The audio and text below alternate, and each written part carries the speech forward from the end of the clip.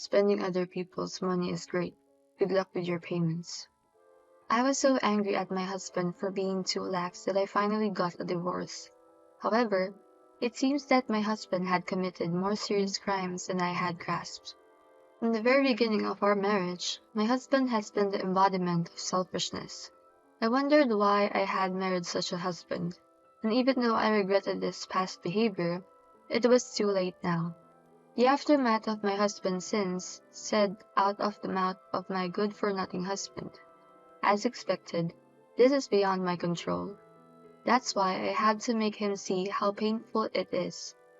My name is Abby, and I'm a housewife in my 50s. I live with my husband, William. My father is a director of a big company. William worked for the same company in order to follow in his footsteps. However, to be honest, my father is still not sure whether he will make William his official successor or not. The reason for this was William's personality. Hey William, look at this. This is what happens if you leave tissues in your pocket when you put your clothes in the washing machine. In my hand was a pair of pants that William often wears. However, the pants had numerous specks of white trash on them. William had left the used tissues in his pocket and put them in the wash. All the clothes I washed that day looked like this. What are you going to do about this? My favorite clothes were washed with this. I've been telling you for a while now that I want you to get those things right. In fact, this isn't the first time William has done this. It is not often, but even after warning him about it, he repeats the same thing as if he forgets. Whenever William does something wrong, I nag him with a warning.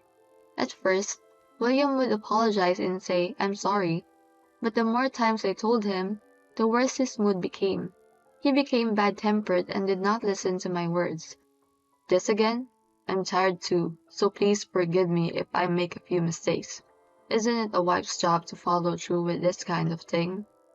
William said this to me as if it was my fault, but I thought it was strange that he blamed me. I was irritated by William's attitude. How can you blame someone else? If you had checked your clothes before putting them in the washer in the first place, this wouldn't have happened, would it? I've told you about this so many times, and I think it's your fault for not listening to what I say. When I said this back, William didn't want to hear any more about it. He stopped responding to me and just stared at his phone screen. Whenever I started talking about something that didn't suit him, William would suddenly start ignoring what I was saying. He acted as if he was not listening to me. This began to happen once we started married life. This kind of thing has been happening to me quite often since we started our marriage. I knew that it was useless to talk about it any further. I sighed loudly. Stop sighing and all that. What are you going to do if the air in my house gets dirty? He says to me in a terrible tone of voice. I am even more shocked by his words, but I regain my composure. For once, I could not let him get away with this. This isn't the only thing this time, I said, and William looked up at me suspiciously. I showed him the screen of the message I had with my father. My father told me that your performance at the company isn't so good. He asked me about you. On the message screen, you can see my father and I talking about William. It seems that William is now being trained by someone who is one of the best people working at the company. Apparently, there is quite a problem with William's attitude, and it is a hot topic of conversation among upper management. He does not take his work seriously at all and spends all his free time looking at his smartphone. Even if you give him a warning, he doesn't take it seriously, and if you take your eyes off him, he will look at his phone again. He does not do the work that needs to be done by himself. Instead, he puts it on someone who is in a lower position than himself and tries to make it easy for himself. I heard that his attitude was so bad that even the education staff was having a hard time dealing with it.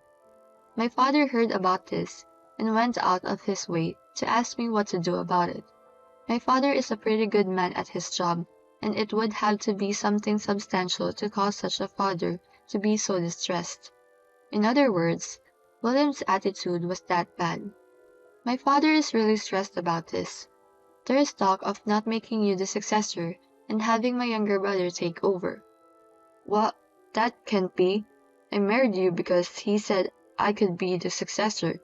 You need to talk to your dad right now." I was surprised to hear William's words, and at the same time, I felt as if I had been right.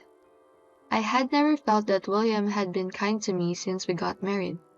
The last time William was kind to me was when he was making a fierce attack on me before we got married. After we got married, William was like a fish that had already been caught and did not need to be fed. He no longer had a friendly attitude toward me. I had sensed it, but still, William just wanted the position of heir to the board of directors of a big company. He did not love me at all. I felt as if I was shocked by that. But I was also aware of it, so I didn't feel that upset. Perhaps I had already given up on him. I did not have the confidence to continue our marriage with such feelings. "Then let's get a divorce." When I said this, William asked why. "You love me, don't you? Won't it be hard on you if we get a divorce?" What is he misunderstanding? I sternly replied to him, "Love you? Don't be silly. My love for you has already cooled off. So let's get a divorce and leave each other alone. You have to let go of becoming a successor. Is that clear?" "Yeah, fine. I don't want to keep being tied down by an uninteresting woman like you." The divorce was finalized more quickly than I had expected. We then proceeded to prepare for our mutual divorce. We decided to move out of the house, neither of us keeping it. Most of the furniture was bought by me, so I was to keep it. William was a little unhappy about that. There was no small amount of wrangling, but things were ready to go and the divorce was successfully finalized. Our marriage, which had lasted for a long time, became to an end very easily. However, strangely enough, I did not feel sad or anxious. In fact, I even felt refreshed because I was able to cut ties with a person I didn't want to be with. However, a few days after the divorce, I had a strange feeling. One of the debit cards in my wallet was missing. Since the beginning of our marriage, William had often taken the liberty of looking in my wallet and stealing what he needed. If this had been a normal debit card, I would not have complained. However, this debit card was not ordinary. If it were stolen, it would be a big problem. I immediately contacted William. William seemed to be on a trip to Dubai, so I would have to wait a few more days before I could talk to him in person. I had to get my debit card back somehow, so I waited anxiously for a few more days. Then came the long-awaited day to meet William. I met him at the coffee shop and he arrived a little later than the appointed time. As soon as we met, I asked him to return my debit card. William handed me what I was looking for from his hand. "Spending other people's money is great. Good luck with your payments," William says as he laughs. I asked, "What's this all about?" William told me that he had paid the entire $50,000 he had spent on his trip to Dubai with this debit card. How could he steal someone's debit card and spend a huge amount of money just to enjoy himself?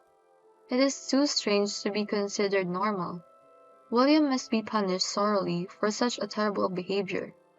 With this determination in my heart, I opened my mouth. "What? My card is in my wallet." When I said that, William looked at me curiously and asked, "What?" Then laughing, he began to tease me. "Are you out of your mind? I just handed you your debit card, didn't I? Have you finally lost your mind?" I scoffed at William. William doesn't know something very important. Something crucial. Something that would thoroughly ruin William's life. "Sure, that's the card that was in my wallet, but it's not mine." When I said that, William raised his voice. "What?" "Yes. In fact, the card that William stole and used without my permission was not mine. So why was there a card in my wallet that did not belong to me?" There was a reason for this. In the past, my father used to visit our house. He had left his notebook where he kept his cards at my house. Fortunately, The cards he left behind were not cards that he uses very often. I thought there was no need to ask him to come and get it while he was busy with his work. I decided to keep the cards for a while. However, leaving the debit card where William could see it was too careless. So, I put my father's debit card in my wallet. William thought it was my card, stole it, and spent $50,000. Of course, right after I found out that my father's debit card was missing, I contacted my father and reported the details of what had happened. And he told me, "We'll take care of it. You don't have to do anything." It seems like he had a plan, so I left him to do it. At my words, William's expression turned blue.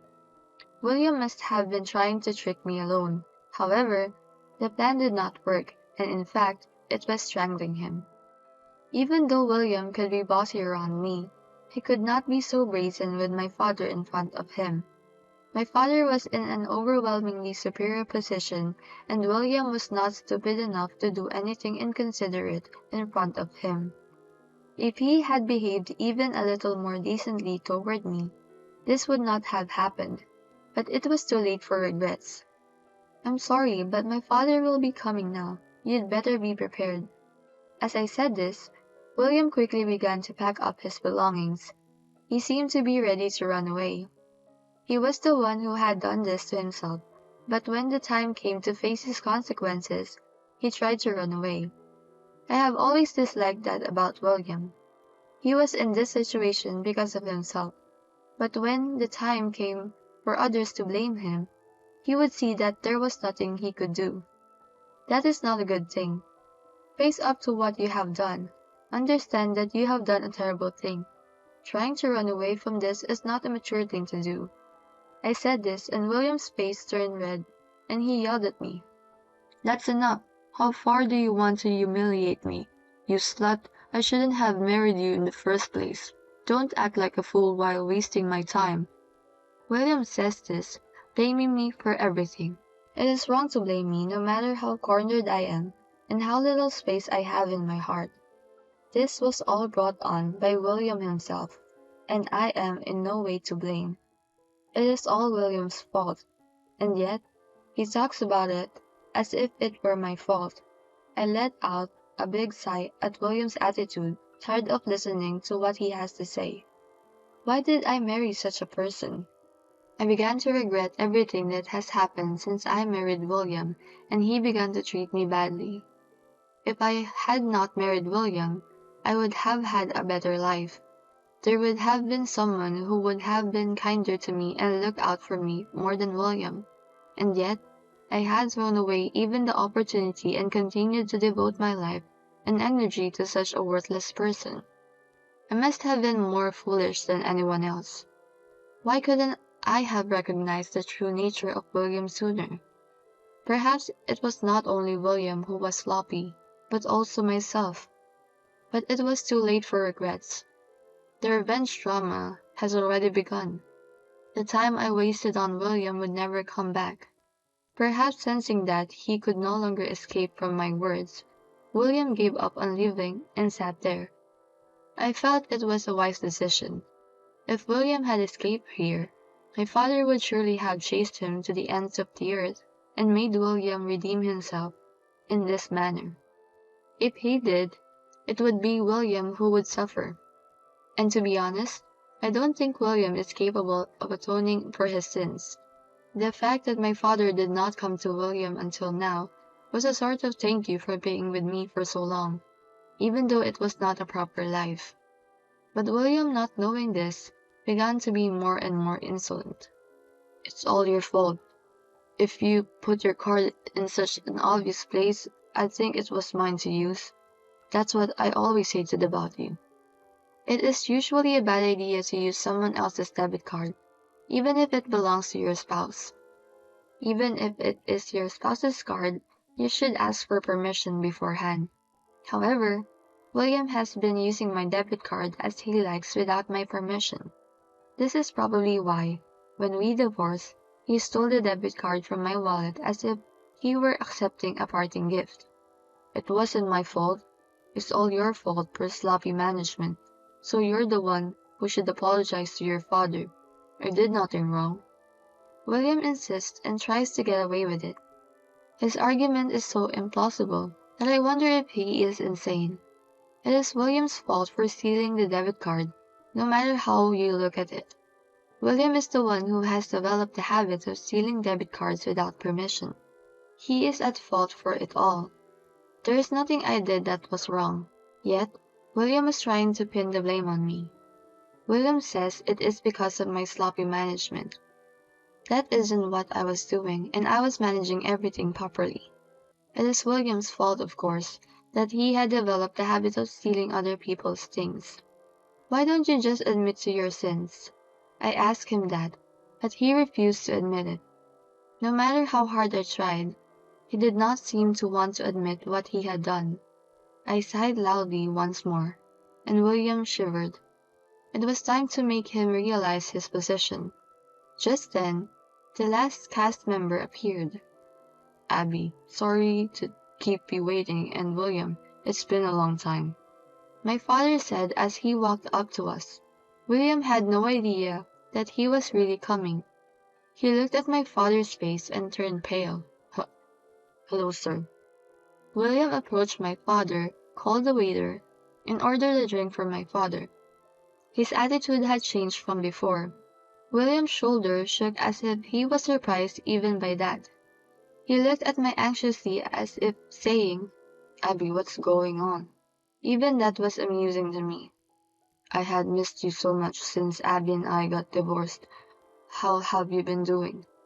William was acting kind and mature, but he spoke very quickly, as if he was concerned about my father.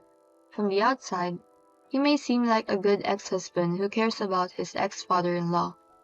But winding up the conversation like this, he is trying to keep the other party from opening their mouths and trying to control the situation. My father, of course, knew this, and he frowned in disgust at William's words. My father is a man who is on the board of directors of a company. He has seen many people behave in this way, so he never gave in to William. He opened his mouth. Enough small talk. William, do you realize what you've done? Do you know that it's not a good idea to use someone's card without their permission?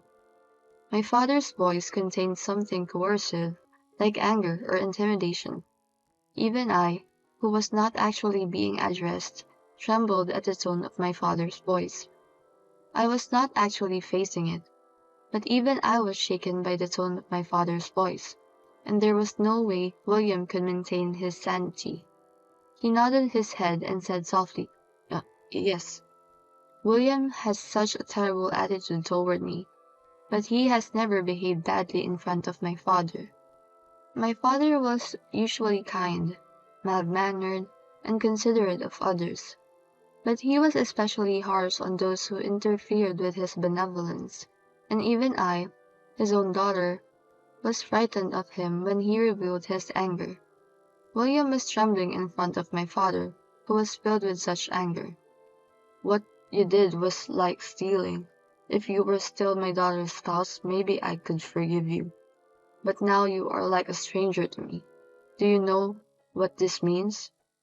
William's face tightened at my father's words. He naturally understood what he meant. He would probably have to face legal charges. I was told that they have already consulted a lawyer, and William may possibly have to pay back the $50,000 that he has used up. I also heard that William has been forced out of my father's company and is in the process of looking for a job. There is no way he can afford to pay $50,000. In other words, if my father does not forgive him, William may end up in the debt hell. His job search does not seem to be going well either, so he is doomed. William sat down on the floor, finally understanding the situation. I'm so sorry. I didn't mean to do that. I thought the card belonged to Abby. My father retorted. I thought the card belonged to Abby? Do you really think that excuse will work? William turns pale and responds. What I did was truly disgusting. I'm so sorry. I will be careful in the future, so please forgive me. I will do anything. Please. Saying this, William apologized tearfully. My father looked at me as if he was troubled and asked, "What should I do?" I smiled at him and said, "I will not forgive him for this attitude. Let's give him hell."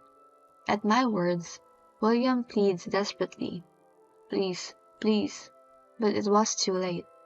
What William has done is truly terrible.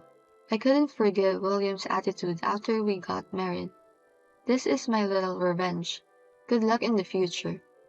With these words, my father and I left the coffee shop. We walked away from William, who looked like he was in despair.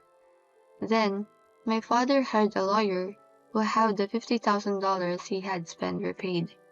We were then able to successfully claim the money from William, but William insisted, "Please forgive me," to the very end.